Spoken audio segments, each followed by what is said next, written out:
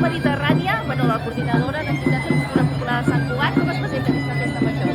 Doncs estem molt contentes perquè en especial aquest any estem estrenant sancorets que els hem fet amb flors naturals i llavors estem, això, molt contentes per el que ve, les actuacions que ens esperen i per aquesta nova estrena que esperem que encanti al públic del poble de Sant Cugat.